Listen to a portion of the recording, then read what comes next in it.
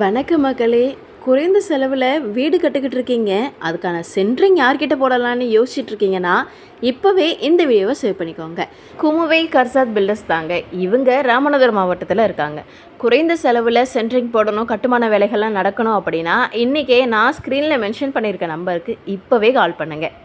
நீங்கள் ராமநாதபுரம் மாவட்டத்தில் வீடு கட்டிக்கிட்டு இருந்தாலும் சரி, இல்லை தமிழ்நாட்டில் எங்கே இருந்தாலும் சரி, உங்களுக்கு இங்கே இவங்க கிட்ட சென்ட்ரிங் போடணும்னு நினைக்கிறீங்க, ரொம்ப கம்மி ப்ரைஸில் பண்ணி கொடுத்துக்கிட்டு இருக்காங்க அப்படின்றதால நினைக்கிறீங்கன்னா இன்றைக்கே நான் ஸ்க்ரீனில் கொடுத்துருக்க நம்பருக்கு கால் பண்ணுங்கள். மார்க்கெட் ரேட்டில் இந்த ப்ரைஸ்க்கு யாருமே பண்ணி கொடுத்துக்கிட்டு இருக்க மாட்டாங்க. இந்த ப்ரைஸ்னால் நான் வீடியோவில் சொல்ல மாட்டேன், கால் பண்ணி நீங்கள் தகவல் தெரிஞ்சுக்கோங்க.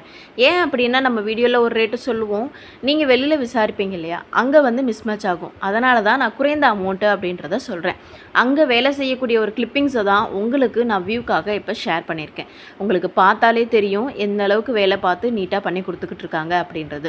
ஒவ்வொரு வீடு கட்டுறதும் அப்படின்றது ரொம்பவே கனவான ஒரு விஷயம் தாங்க. அந்த வீட்டுக்கு தரமான ஒரு விஷயங்களை கொடுக்கணும் அப்படின்னா இன்றைக்கே நீங்கள் நம்மளுடைய குமுவை கர்சாத் பில்டர்ஸ்க்கு கால் பண்ணுங்கள். அவங்க உங்களுக்கு ஆன் த ஸ்பாட் நீங்கள் என்ன சொல்கிறீங்களோ அதை உங்களுக்கு நீட்டாக கரெக்டாக பண்ணி கொடுத்துருவாங்கங்க. இதே மாதிரி நான் இன்னொரு வீடியோவில் இவங்களை பற்றி நான் சந்திக்கிறேன். இன்னும் நிறைய வீடியோ கிளிப்பிங்ஸோட உங்களை நான் சந்திக்கிறேன். இந்த ஒரு வீடியோ உங்களுக்கு பயனுள்ளதாக இல்லைனாலும் நிறைய பேருக்கு பயனுள்ளதாக இருக்குங்க. ஸோ முடிஞ்ச வரைக்கும் இந்த ஒரு வீடியோவை எல்லாரும் ஷேர் பண்ணுங்கள்.